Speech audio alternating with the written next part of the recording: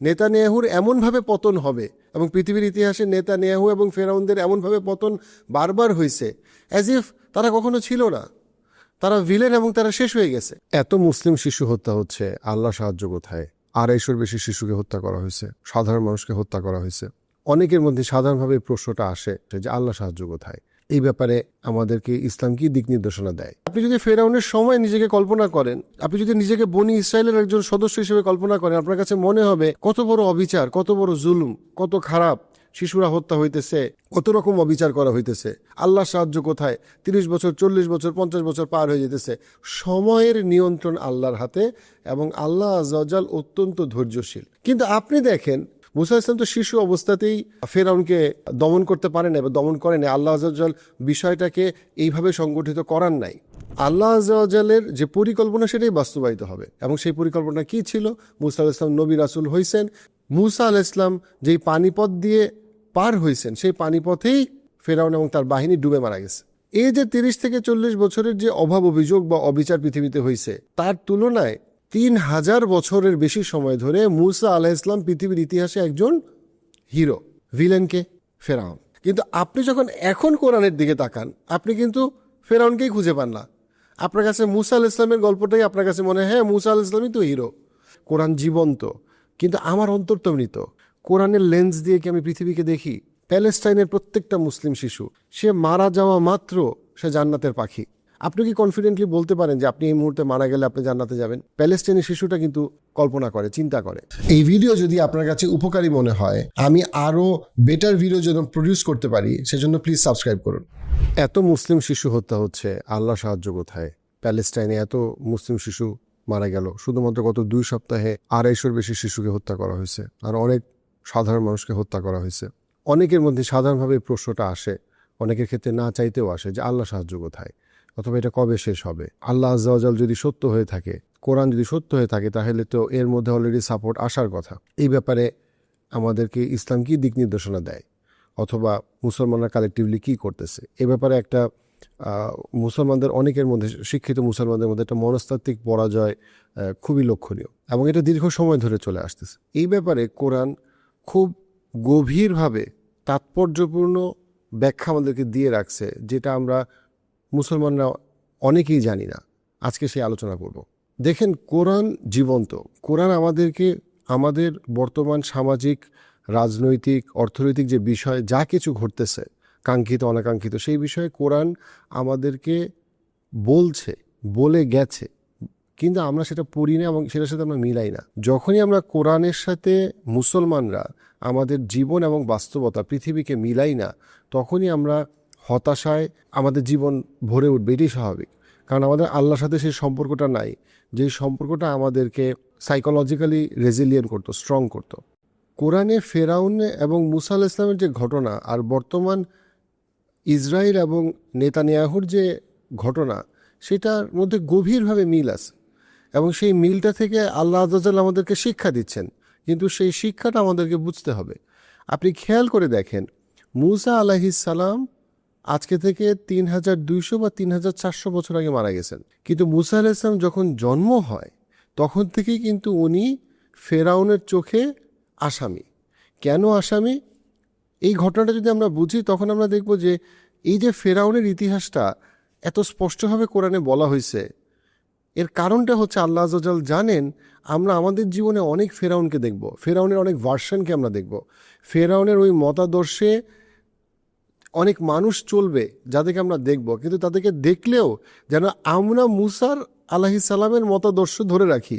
সেই জন্যই তো এই ঘটনাটা বলা। দেখেন, মুসা আলাইহিস সালাম মাত্র ছোট্ট একটা শিশু, কিন্তু ফেরাউনের বাহিনী তাকে হত্যা করতে আসলো। কেন? কারণ ফেরাউন বনি ইসরায়েল যেই গ্রুপটাকে সে দাস হিসেবে সে সবসময় টর্চার করত, ফেরাউন একটা স্বপ্ন দেখলো, যে স্বপ্নটার ব্যাখ্যাটা হচ্ছে যে এই যে তোমার দাস, এই যে তোমার বনি ইসরায়েল যে গ্রুপটা, সেখান থেকে একটা পুরুষের জন্ম, শিশুর জন্ম হবে, যে শিশু পুরুষ বড় হয়ে তার হাতে তোমার পতন হবে। সেইখান থেকে ফেরাউনের স্পষ্ট ঘোষণা, যে কোনো ছেলে জন্ম হবে বনি ইসরায়েলে তাকে হত্যা করা হবে। কোরআনে শিশু হত্যা এমন একটা বিষয় যেটার কথা অনেকবার আসছে। সূরা বুরুজে শিশু হত্যার কথা আসছে, ফেরাউনের এই ঘটনায় শিশু হত্যার কথা আসছে। কোরআনে বলা হচ্ছে যে শিশুটাকে কোনো রকম দোষ ছাড়া তাকে হত্যা করা হয়েছে, সেই মেয়ে শিশুটা, সে মেয়ে হওয়ার কারণে তাকে যে কবর দেওয়া হয়েছে, যেটা আমরা জানি যে রাসূলুল্লাহ সাল্লাল্লাহু আলাইহি ওয়াসাল্লাম আসার আগে আরবদের মধ্যে এই রকম নীতি ছিল যে তারা অনেক ক্ষেত্রেই তাদের মেয়ে সন্তানদেরকে তারা কবর দিত। সেই শিশুটা কিয়ামতের দিন বলে উঠবে, কি দোষে আমাকে হত্যা করা হয়েছিল, অর্থাৎ তারও বিচার হবে। আল্লাহ আযজা ওয়া জাল তার জন্যও সুবিচার করবেন, কিয়ামতের দিনে সব কিছু সুবিচার করা হবে। যদি আমরা ফেরাউনের ঘটনায় ফেরত আসি, ফেরাউনের ঘটনাতে মূসা আলাইহিস সালামকে কেন হত্যা করতে আসা হয়েছিল যখন উনি মাত্র শিশু? কারণ সমস্ত পুরুষ শিশুকে যদি হত্যা করে ফেলতো, ফেরাউনের মাথায় চিন্তা, তাহলে তো আর কোনো ঝামেলা নাই, তাহলে তো আমার আর পতন হবে না। নেতানিয়াহু চিন্তা করে, যদি প্যালেস্টাইনের সমস্ত শিশুকে হত্যা করে ফেলা হয় তাহলে তো আমার আর কোনো ঝামেলা নাই। ফেরাউনও ক্ষমতায় থাকতে চায় এবং ফেরাউনের ক্ষমতা বর্তমান নেতানিয়াহুর ক্ষমতার থেকে অনেক অনেক গুণ বেশি ছিল। কিন্তু ফেরাউনের পতন হয়েছে, এটা দিয়ে আল্লাহ আযজা ওয়া জাল আমাদেরকে বলতেছেন নেতানিয়াহুরও পতন হবে।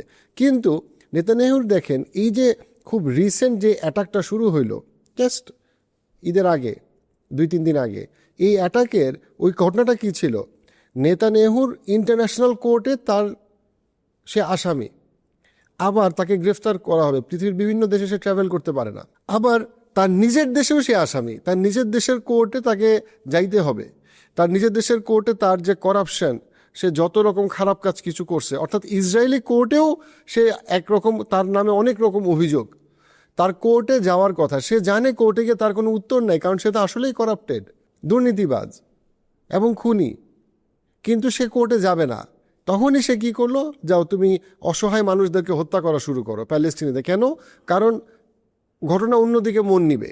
সে যত যুদ্ধ করবে তত বেশি সে তার ক্ষমতার স্থায়িত্ব বাড়বে। যে যখনই যুদ্ধ বন্ধ করে দিবে তার বিচার কার্য শুরু হবে, সে এটা চায় না।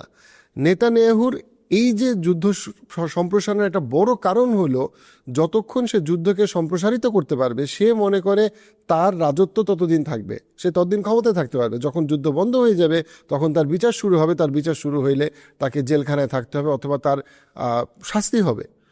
This video is powered by Hill app. আমরা সবাই দোয়া, জিকির, কোরআনের মাধ্যমে আল্লাহর সাথে যে সম্পর্কটা রাখতে চাই, আমরা পারি না। আপনার স্পিরিচুয়াল কম্প্যানিয়ন হিল অ্যাপ।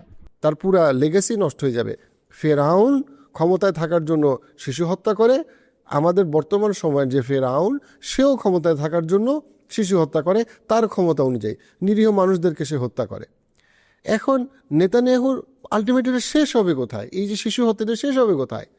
এইখানে আমাদের মুসলমানদের একটা কোরআন থেকে একটা খুবই গুরুত্বপূর্ণ বিষয় আমাদেরকে শিখতে হবে, সেটা হচ্ছে সময়ের নিয়ন্ত্রণ আল্লাহর হাতে, এবং আল্লাহ আযজা ওয়া জাল অত্যন্ত ধৈর্যশীল। দেখেন, মূসা আলাইহিস সালামের ঘটনায়, মূসা আলাইহিস সালাম একজন শিশু। এই শিশুটা, সেইখান থেকে সেই শিশুটা বড় হইল।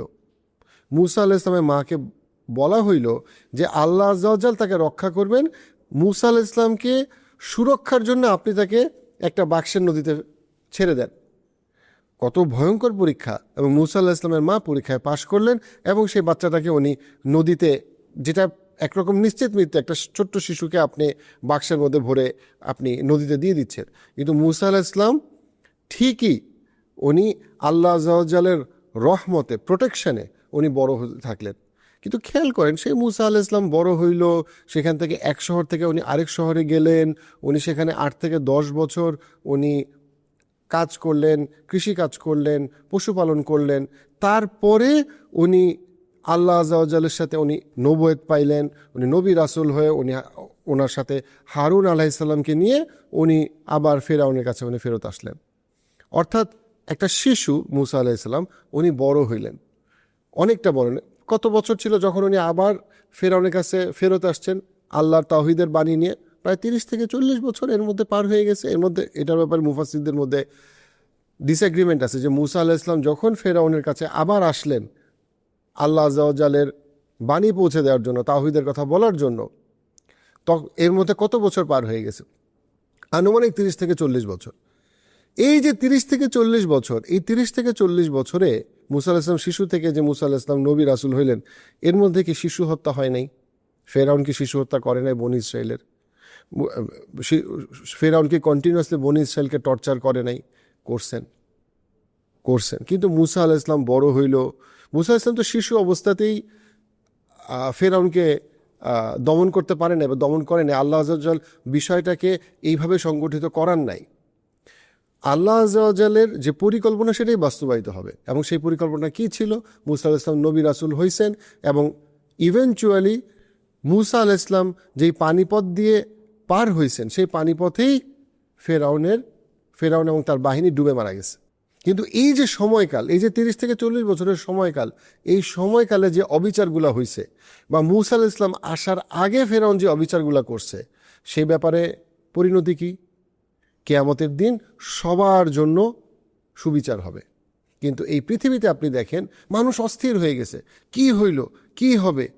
ইভেন আমরা হাদিস কোরআন থেকে জানি, যখন মুসা আলাইহিস সালাম একদম নদীর তীরে এবং পিছনে হচ্ছে ফেরাউনের বাহিনী, সামনে হচ্ছে গিয়ে পানি, তখন বনি ইসরায়েলের লোকজন মুসা আলাইহিস সালামকে অভিযোগ করতেছে, দেখো তোমার কারণে আমরা আজকে মৃত্যু পথযাত্রী, এখন আমাদেরকে হত্যা করা হবে, এখন আমাদেরকে কে বাঁচাবে?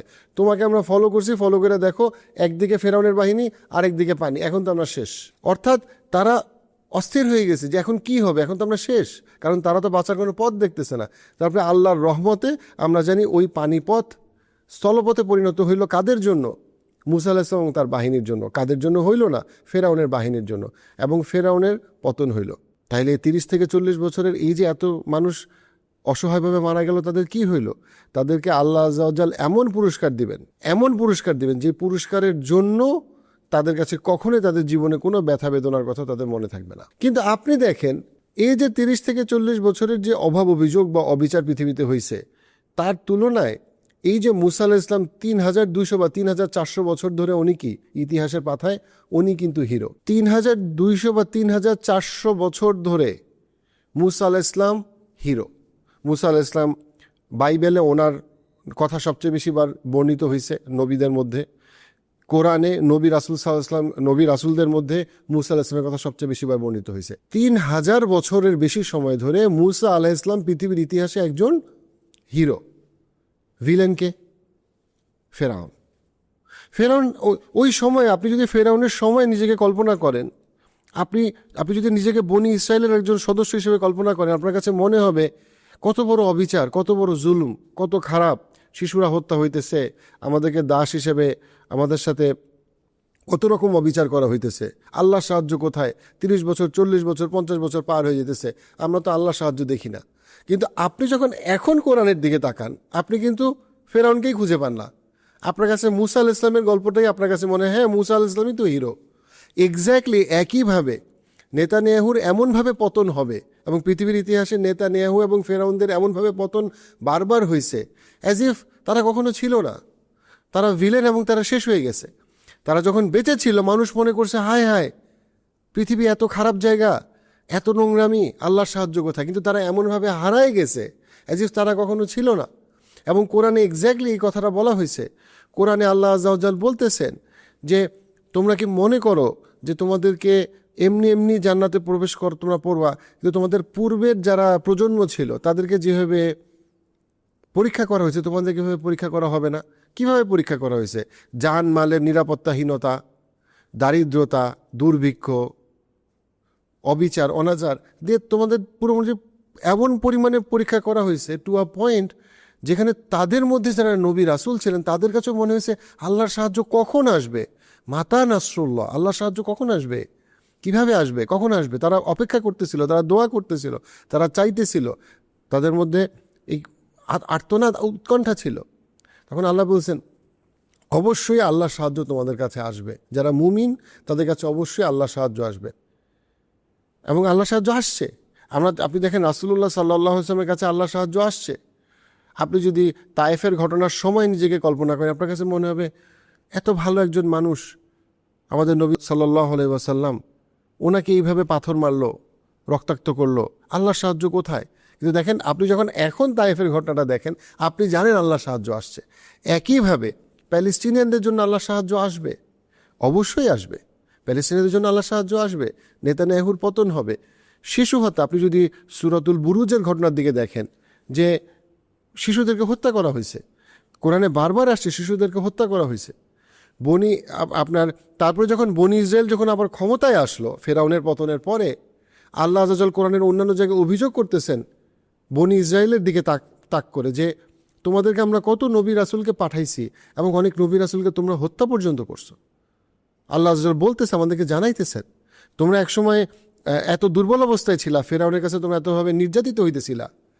ঠিক দেখেন, আপনি আমাদের সময় দেখেন যে যেই জাতিটা হলোকস্ট দেখলো, মানে জার্মানদের হাতে তারা এত বাজেভাবে নির্যাতিত হইল দ্বিতীয় বিশ্বযুদ্ধের সময়, 1940 থেকে 1950-এর ইতিহাস বলতেছি, সেই জাতিটাই যখনই ক্ষমতা পাইল তারা কতটা আরো বড় জুলুমকারী হয়ে গেল।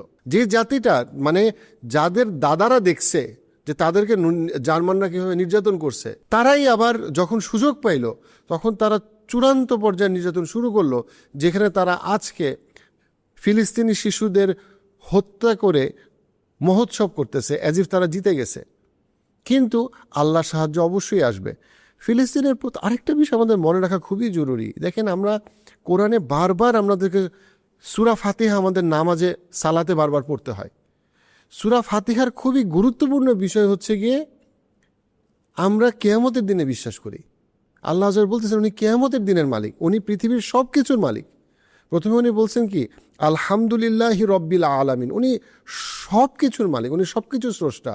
আলহামদুলিল্লাহি রব্বিল আলামিন আর রহমানির রহিম মালিক ইয়াউমিদ্দিন। এখানে উনি যে কিয়ামতের দিনকে উনি আলাদাভাবে নিয়ে আসেন, উনি কিয়ামতের দিনের মালিক। আপনি যদি কিয়ামতের দিনের যে আল্লাহ মালিক এবং কিয়ামতের দিনের যে আল্লাহ সব কিছুকে ব্যালেন্স করবে, জাস্টিস করবেন এবং উনি যাকে চান উনি রহম করবেন, কিন্তু সবার উপরে উনি সুবিচার করবেন, তারপরে আল্লাহ যাকে চান তার উপরে রহম করবেন, এই বিষয় যদি আমরা আস্থা এবং বিশ্বাস না রাখি, তাহলে যখনই আমাদের আশেপাশে কোনো দুর্নীতি হবে, অবিচার হবে, আশেপাশে কোনো হত্যা হবে, কোনো গুমখুন হবে, তখন আমরা হতাশ হয়ে যাব। কারণ আমাদেরকে মনে রাখতে হবে যে কোনো মুমিন বান্দার জন্য মৃত্যু একটা উপহার। যে মানুষটা আল্লাহর পথে ছিল না তার জন্য মৃত্যুটা তার জন্য একটা অভিশাপ, কিন্তু যে মানুষটা আল্লাহর পথে ছিল তার জন্য মৃত্যু একটা উপহার। কারণ সে আল্লাহর কাছে যাবে, তার আর কোনো টেনশন ভয় নাই, আল্লাহ তাকে ক্ষমা করে দিবে। তাকে এক মুহূর্ত, হাদিসে আসছে, যখন সে জান্নাতকে অনুভব করবে তখন তার কাছে মনে হবে তার জীবনে কোনো কষ্ট ছিল না। আর যে মানুষটা পৃথিবীতে অবিচার অনাচার করছে কিন্তু পার্থিব দৃষ্টিকোণ থেকে সে সুখে ছিল, সে যখন এক মুহূর্ত জাহান্নামে থাকবে তার কাছে মনে হবে পৃথিবীতে তার কোনো সুখের অভিজ্ঞতা তার নাই। এই বিষয় যদি আমরা বিশ্বাস আস্থা না রাখি, তাহলে আমরা ইমানদার থাকবো না, আমরা ইমান ইসলামের পথে থাকবো না। আপনি যখন সময়ে আল্লাহ নিয়ন্ত্রণ করেন, এটা যদি আপনি বিশ্বাস না করেন, তাহলে কোনোভাবেই আপনি আল্লাহ আযza ওয়াজালের উপর আস্থা রাখতে পারবেন না। দেখেন, 3 থেকে 4 হাজার, প্রায় 3.5 বছর ধরে মূসা আলাইহিস সালাম আজকে পৃথিবীর ইতিহাসে উনি একজন নায়ক, মহানায়ক, কিংবদন্তি। কিন্তু আপনি যদি মূসা আলাইহিস সালাম যখন বড় হইতেছে, ওই সময় যদি আপনি তার সাথে বড় হইতেন, আপনার কাছে মনে হইতো যে আল্লাহ সাহায্য কোথায়, এত মানুষ মারা দিতেছে, ফেরাউন শিশু হত্যা করতেছে, পৃথিবীর প্রায় পুরাটারই শাসন ফেরাউন করতেছে, আমি তো আল্লাহর কোনো রহমত দেখতেছি না, সুবিচার দেখতেছি না। এখন আপনি যখন বিশ্বাস করেন, কোরআন পড়েন, আপনাকে আল্লাহ আযza ওয়াজাল কি দেখাইতেছেন যে তুমি তোমার দেখার ফ্রেমটাকে বড় করো। আল্লাহ আযza ওয়াজাল ধৈর্যশীল। তুমি এই ইসরায়েলের অবিচার দেখে তুমি হতাশ হয়েও না। এই অবিচারের থেকে আরো অনেক বড় অবিচার তো ফেরাউন করছিল। ফেরাউনের পতনের কথা কি তোমাকে জানানো হয় নাই? তাহলে তুমি ইসরায়েলের এই অবিচার দেখে তুমি কেন হতাশ হয়ে যাচ্ছ? অবশ্যই আল্লাহর বাহিনী আসবে এবং ফেরাউনের পতনের মতো ইসরায়েলের পতন হবে। কিন্তু আমার আপনার সালাত, আমার আপনার কোরআনের সাথে সম্পর্ক, আমার আপনার দোয়া, আমার আপনার জাকাত, আমার আপনার জিকির, আমার আপনার যে দায়িত্ব, সামাজিক, অর্থনৈতিক, যত রকম দায়িত্ব আমাদেরকে আল্লাহ আযza ওয়াজাল দিয়েছেন, ব্যক্তি পর্যায়ে, পারিবারিক পর্যায়ে, সামাজিক পর্যায়ে, সেই দায়িত্বগুলোকে আমরা পালন করতেছি। আমরা কি মূসা আলাইহিস সালাম এবং হারুন আলাইহিস সালাম যে কাজগুলো করে গেছেন সেই কাজ কি আমরা করতেছি? সেটা হচ্ছে প্রশ্ন। আমরা অনেক সময় হতাশ হই পৃথিবীর অনেক কিছু দেখে, যেটাতে হতাশ হওয়াটা স্বাভাবিক। কিন্তু যদি আমাদের আল্লাহর সাথে সম্পর্কটা স্ট্রং থাকে, আমরা দোয়া করব এবং আমাদের নিজেদের যে কাজগুলা, সেই নিজেদের কাজগুলো আমরা করব, যে নিজেদের দায়িত্বগুলো আমরা পালন করব, আমাদের নিজেদের যে জায়গাটা সেই জায়গাটা আমরা করব। আমরা ওই যে বর্তমানে একটা কিছু দেখলাম হঠাৎ করে হতাশ হয়ে গেলাম, আবার একটা কিছু দেখলাম আমরা খুব হা হা হি হি করে হাসির পাত্র হয়ে গেলাম। আমরা অনেক ক্ষেত্রে মুসলমানরা স্থির না, আমরা অনেক বেশি বিক্ষুব্ধ। আমরা একটা রিলস দেখি মন খারাপ হয়, আরেকটা রিলস দেখি মন ভালো হয়। Eventually we become desensitized. আমরা যে 1 2 3 দেখেন, আজকে থেকে 30-40 বছর আগে যখন আমরা আমাদের মুসলমান হিসেবে দায়িত্বের কথা বলবো, যে দায়িত্বের কথা চিন্তা করছে, সেই জায়গাটা আমি বলবো যে দেখেন, একটা প্রজন্মের মুসলমানরা যদি ঠিক মতো দায়িত্ব পালন করে, একটা হচ্ছে আল্লাহর সাথে দায়িত্ব, আরেকটা হচ্ছে গিয়ে পৃথিবীর সংস্কারের জন্য এক্সিলেন্সের পথে কাজ করে, একটা প্রজন্ম কত কিছু করে ফেলতে পারে। সব মুসলমানরা না, যদি একটা প্রজন্মের মুসলমানরা, বাংলাদেশের মুসলমান, ইন্ডিয়ার মুসলমান, পাকিস্তানের মুসলমান, মালয়েশিয়ার মুসলমান, সৌদি আরবের মুসলমান, সব দেশের মুসলমানরা, আপনি চায়না দেখেন, চায়না এক প্রজন্মে নিজেদেরকে কোথা থেকে কোথায় নিয়ে গেছে। আমেরিকা পারতেছে না চায়নার অর্থনৈতিক উন্নতির সাথে। আপনি দেখেন এক প্রজন্মে মালয়েশিয়া কোথা থেকে কোথায় নিজেদেরকে নিয়ে গেছিল। একটা প্রজন্ম অ্যাপ্রক্সিমেটলি 30 বছর। তো একটা প্রজন্মের বাংলাদেশিরা, একটা প্রজন্মে মুসলিম উম্মায় যেই 150 প্রায় 200 কোটি মুসলমান, তাদের মধ্যে যদি শুধুমাত্র 2 লক্ষ মুসলমান, 200 মানে আপনার 200 কোটি মুসলমান দরকার নেই, আপনার যদি 2 লক্ষ মুসলমানও যদি সিনসিয়ারলি এক প্রজন্ম ইসলামের পথে কাজ করে, মুসলমানদের চেহারা কালেকটিভলি বদলাই যেতে বাধ্য। এবং অনেক জায়গায় মুসলমানরা আগের থেকে অনেক ভালো করতেছে, অনেক বেশি মুসলমান নামাজে যাচ্ছে, অনেক বেশি মুসলমান হিজাব পড়তেছে, মুসলমানরা আগায় আসতেছে।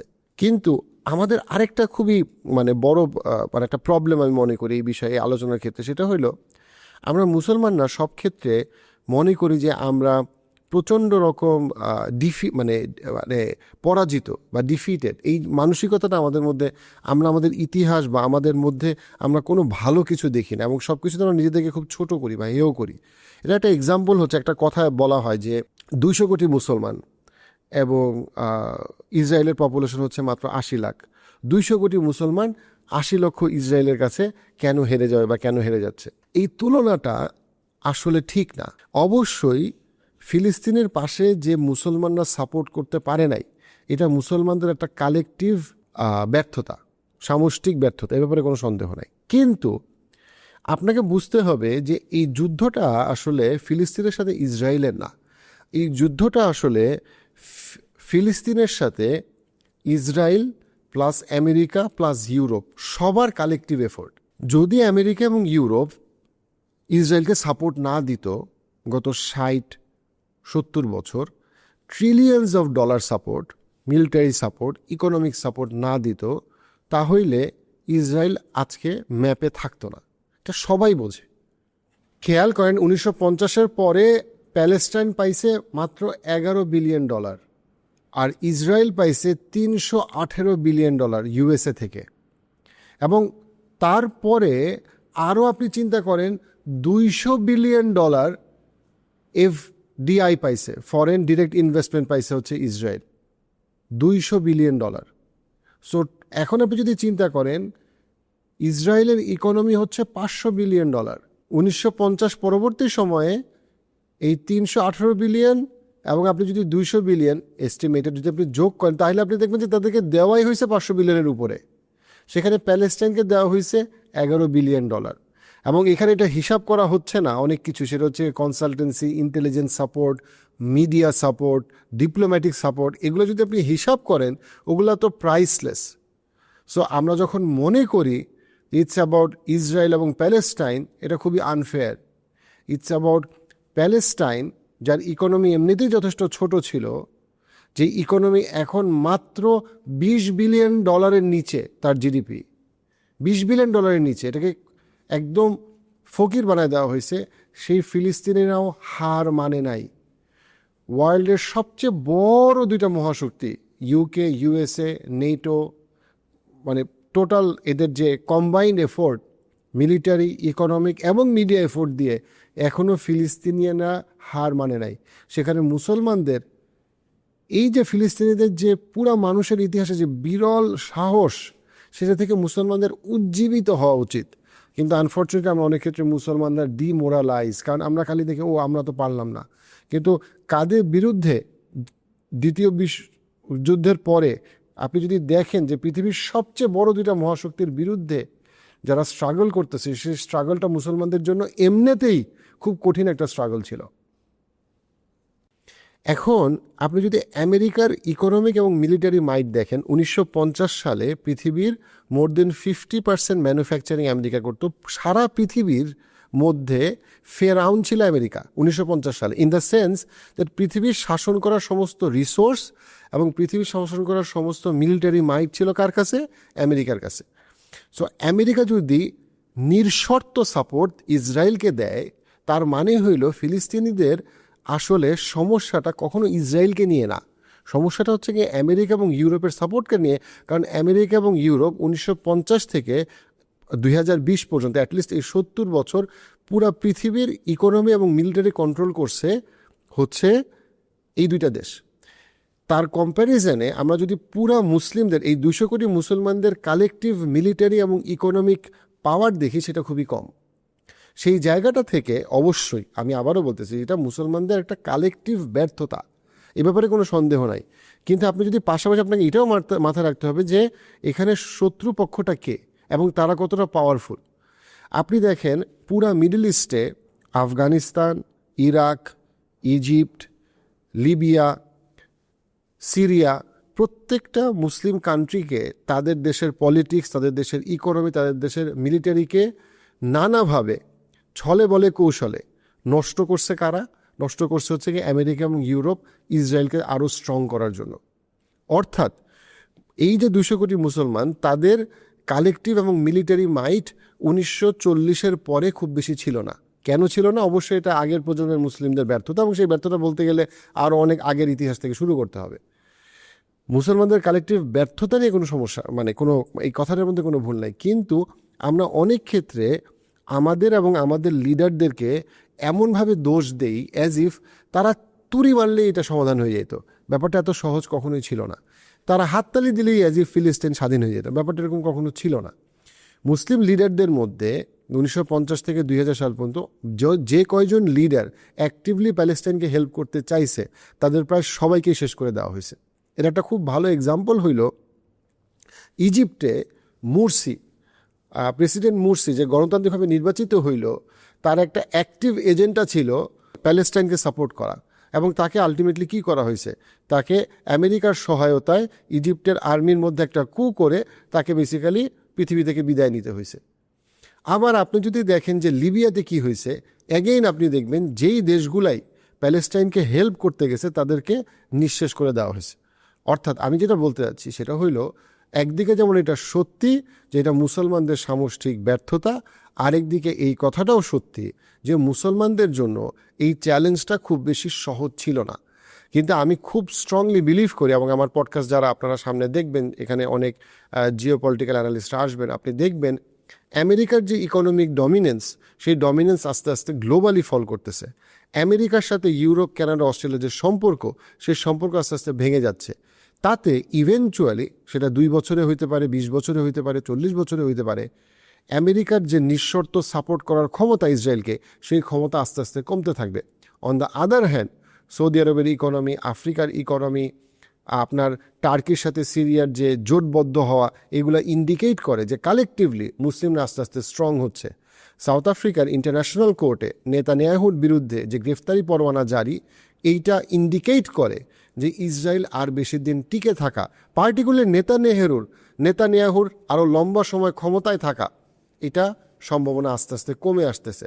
বিজয় ফিলিস্তিনিদের জন্য, প্যালেস্তিনিদের জন্য বিজয় আস্তে আস্তে কাছে আসতেছে। সেটা কি 2 বছরে না 20 বছরে, সেটা বলা খুব মুশকিল, কিন্তু এটা আমাদের জন্য ইম্পর্টেন্ট। দিনের শেষে আমার সাথে আল্লাহ আজ্জা ওয়াজালের সম্পর্ক কেমন, আমার সাথে কোরআনের সম্পর্ক কেমন, কোরআনের লেন্স দিয়ে কি আমি পৃথিবীকে দেখি? কোরআন আমাদেরকে যে বিষয়গুলো শেখায়, কোরআন জীবন্ত, কিন্তু আমার অন্তর তো মৃত। আমি তো আমার এই মৃত অন্তরকে তো কোরআনের নির্যাস জীবন্ত করতে পারি, কিন্তু আমি তো কোরআনের কাছে যাচ্ছি না। আমি ফেসবুকের কাছে যাই, ইউটিউবের কাছে যাই, আমি হতাশ হই। আমি চিন্তাই করতে পারি না যে বোমা মেরে শিশুদেরকে হত্যা করে ফেলতেছে, মুসলিম শিশুদেরকে, আল্লাহর সাহায্য কোথায়? কিন্তু আল্লাহ আজ্জা ওয়াজালের সাহায্যের জন্য সূরা বুরুজে কি শিশু হত্যা হয় নাই? আল্লাহ আজ্জা ওয়াজাল কি তাদেরকে জান্নাতে সুসংবাদ দেন নাই? আপনি একটা জিনিস চিন্তা করেন, এই কথা বলে আমি শেষ করব। প্যালেস্টাইনের প্রত্যেকটা মুসলিম শিশু, সে মারা যাওয়া মাত্র সে জান্নাতের পাখি, সে মারা যাওয়া মাত্র সে চিরকাল জান্নাতে থাকবে। এবং শুধু সে জান্নাতে থাকবে সেটা না, সে তার বাবা মার জন্য, বাবা মা জান্নাতের জন্য সে সাক্ষী দিবে কি না, এটা আমরা কোরআন হাদিস থেকে জানি। কিন্তু সেই জায়গাটায় আমি আর আপনি পৃথিবীতে 20, 30, 40, 50 বছর যে আমরা পৃথিবীতে আসি, আমরা কি? আমরা অপরাধী। আপনি কি কনফিডেন্টলি বলতে পারেন যে আপনি এই মুহূর্তে মারা গেলে আপনি জান্নাতে যাবেন? প্যালেস্টাইনের শিশুটা কিন্তু কল্পনা করে, চিন্তা করে। আমরা বুঝতে পারি যে এই শিশুটার জান্নাতে যাওয়ার সম্ভাবনা আমাদের থেকে অনেক বেশি।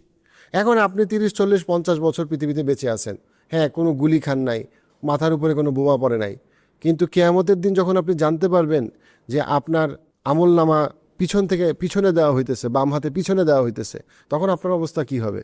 তখন আপনার মনে হবে না যে এই যারা শহীদ হয়েছে তারা তো আমার থেকে অনেক বেশি সৌভাগ্যবান। আমি পৃথিবীতে 80 বছর ঠিকই বেঁচে ছিলাম, কিন্তু আমি নামাজ পড়ছি তো পড়ি নাই, জিকির করছি তো করি নাই, 80 বছর পৃথিবীতে ছিলাম, শুদ্ধ হয়ে কোরআনটা পড়তে পারি নাই। তখন আপনি ওই শিশুটাকে দেখে আপনি ঈর্ষা করবেন যে ওই শিশুটা কত তাড়াতাড়ি পুলসিরাত পার হইল, জান্নাতে চলে গেল, আর আপনি কি করছেন? হ্যাঁ, আপনি মনে করছেন বাহ, আমি তো নিরাপদে আছি, হাসতেছি, খেলতেছি। আল্লাহর সাথে আপনার সম্পর্ক কি আর আল্লাহর সাথে তার সম্পর্ক কি? সে শিশু, সে শহীদ, সে জান্নাতি।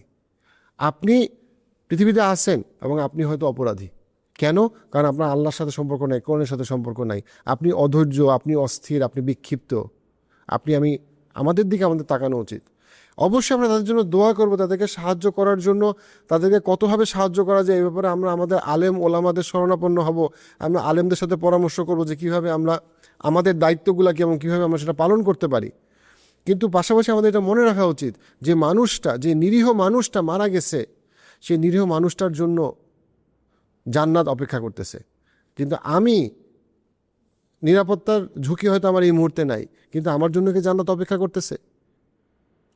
একদম লাস্টে সূরা নাজিয়াতের শেষ আয়াত, সূরা নাজিয়াত হচ্ছে 30 পারার দ্বিতীয় সূরা, সূরা নাবার পরের সূরা নাজিয়াতের একদম শেষ আয়াতে বলা হইতেছে কিয়ামতের দিন একজন আরেকজনের সাথে যখন কথা বলবে যে আচ্ছা, কিয়ামতের এই জান্নাত দেখলাম, জাহান্নাম দেখলাম, কিয়ামতের ভয়াবহতা দেখলাম, সব কিছু দেখলাম, তখন তাদের কাছে মনে হবে আচ্ছা, পৃথিবীতে আমরা কয়দিন ছিলাম? তখন তারা একজন আরেকজনকে বলবে পৃথিবীতে আমরা ছিলাম মনে হয় একটা সকাল অথবা একটা সন্ধ্যা, একটা সকাল বা সন্ধ্যার মতো আমরা পৃথিবীতে ছিলাম, মানে আমরা আধা বেলা পৃথিবীতে ছিলাম। আপনার সারা জীবনের এই 80 বছরের জীবনকে আপনার একটা আধা বেলা একটা জীবন মনে হবে। আপনার এটা মনে হবে যে একদিনও পুরা করিনি আমি সারা পৃথিবীতে। কেন? কারণ সময় তো এমনই, সময়ের নিয়ন্ত্রণ করেন আল্লাহ। আল্লাহ কোরআনে বারবার বলছেন তোমাদের পৃথিবীর জীবনটা তো খুব ক্ষণস্থায়ী, তুমি এটাকে চিরস্থায়ী কেন মনে করো? আর তোমার যে পরকালের জীবন সেটা তো তোমার জন্য চিরস্থায়ী। তুমি এই ক্ষণস্থায়ী জীবনকে তুমি চিরস্থায়ী মনে করো, আর ওই চিরস্থায়ী জীবনকে তুমি মনে করো ওই জীবন কখনো আসবে না। আল্লাহ আযza ওয়া জাল প্যালেস্টাইনের মানুষদেরকে নিরাপত্তা দান করুন এবং আমাদেরকে হেদায়েত দান করুন, এবং যারাই প্যালেস্টাইনের মানুষদেরকে, নিরীহ মানুষদেরকে যারা আক্রমণ করতেছে, তাদেরকে আল্লাহ আযza ওয়া জাল উচিত শাস্তি দান করুন।